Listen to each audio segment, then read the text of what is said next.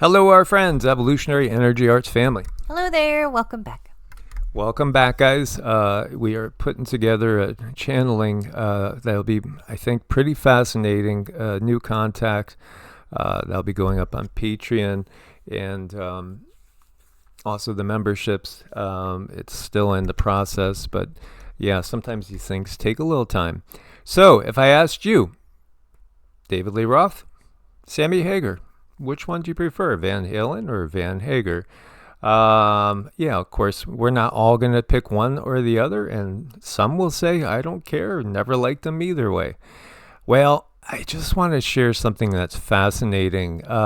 Again, channeling. Music can be channeled, and yet Tesla's inventions and science and new ideas, that can all be channeled too. In fact, I would venture to say that most of the biggest discoveries that we have encountered throughout our human existence have been coming through from channeling. I think channeling is something we can all do with varying degrees of effectiveness, but absolutely, it's something in all of us.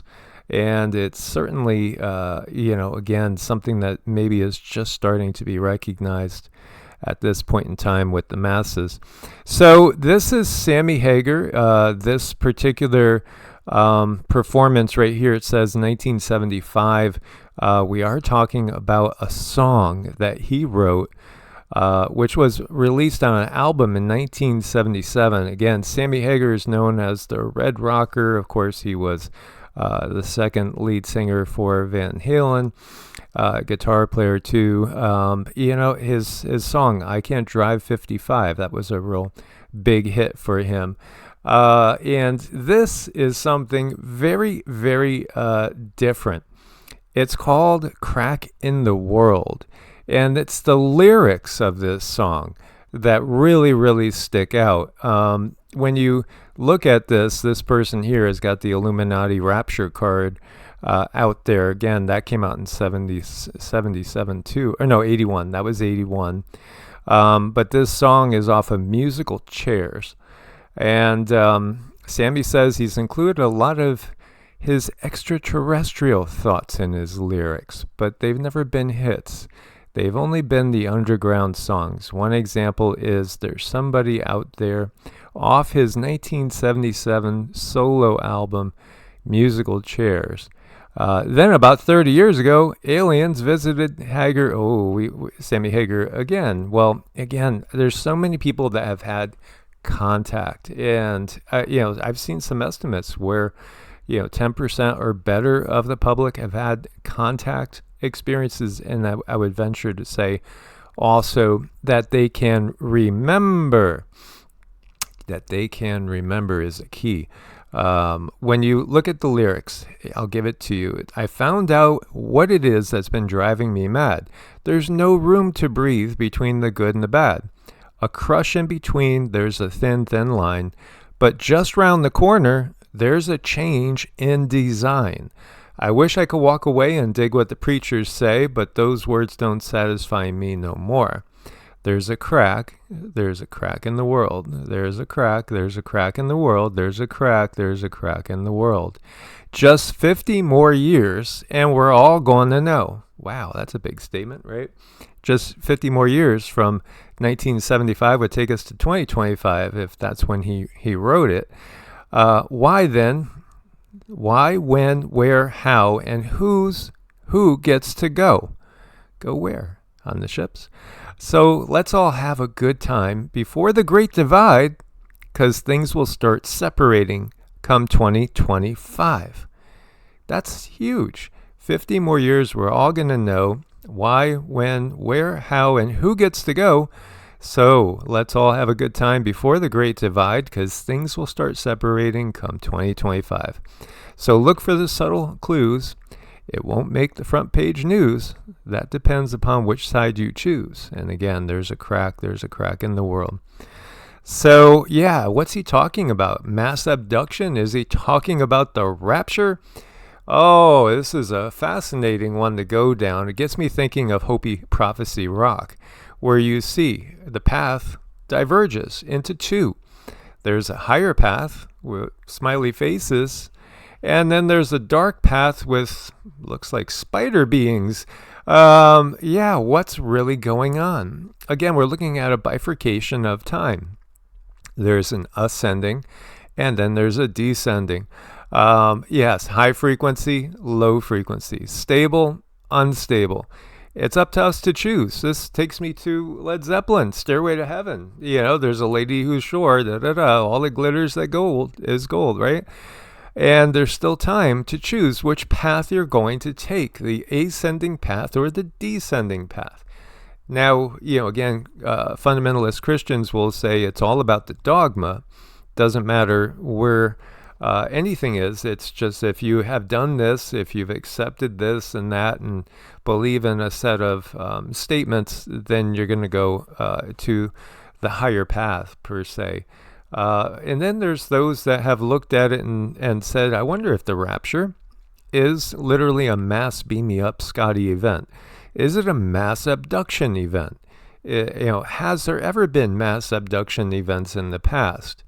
Oh, well, again, we have these strange things that happen, like, incubator babies being sold at Coney Island at the World's Fair, and Cabbage Patch Kids, literally, babies in Cabbage Patches. There's that whole concept of resets, and then of great resets that come along, and it seems like everything on this stage called Earth is changed totally. Are we heading into something like that? Again, a splitting of the path, a choosing of the ways in which to go, being caught up in the air. We've seen, again, if you remember, I'm sure everybody's watched E.T. at one point in time, and so many of these other movies, Close Encounters of the Third Kind, Travis Walton being caught in the light, and, again, us being taken up. Well, people are taken up in abduction phenomena all the time. The physical body stays, the astral body is pulled up in to the ship. And again, this has happened to both Cindy and myself, as well as countless people, where a portion of you is taken up into a ship. So when you look at things like the rapture, is it a mass abduction, or is it just that you're vibrating at a certain frequency where you no longer become visible to some people that are around you? And if you are going up into a higher frequency, will you experience a new reality? Is this what the bifurcation is all about? And then again, as I'm always apt to say, often it's all of the above, because it could be a mass ascension event. There could be also mass abduction events. And when you look to the past, we have whole cultures that science will say, seem to have disappeared, and there's no bodies, there's no evidence. They just seem to have gone somewhere else. Where could they have gone? Then we talked about Bigfoot. Why can't Bigfoot, materialize and then dematerialize? I've saw footprints leading to a tree once, and it was like the right foot was right there, and then there was no other foot. And where did it go? And this was in North Carolina after it had been banging on the side of the house in the middle of the night. Again, there are many beings that can manipulate reality. So what did Sammy see? What did Sammy see? That's a fair question. and so many others too. I remember the video we did on the red balloons. That was really significant to me as well. I do think they get into a certain state and they start channeling information. It's either that or they're given the information somehow through some type of subconscious means, through a radio, listening to something else. I think naturally we can be receivers and receive natural information, but I also think there's ways that, the alphabet soups can send people information and have them channel it. Yeah, absolutely. I think channeling happens far more often than people realize. And boy, I look forward to hearing your guys' thoughts on this. Please do drop a comment. Make sure that you're liking these videos if you find them curious, and do share. There is information that Cindy has started to receive, which may give some more clues. It might take a few days. Hopefully, we can wrap up a video on that sooner than later. Again, when you're channeling like this, it can be something that gets started, and then it takes a while to pull back in the energies. As always, guys, much love, source bless, and namaste. Namaste.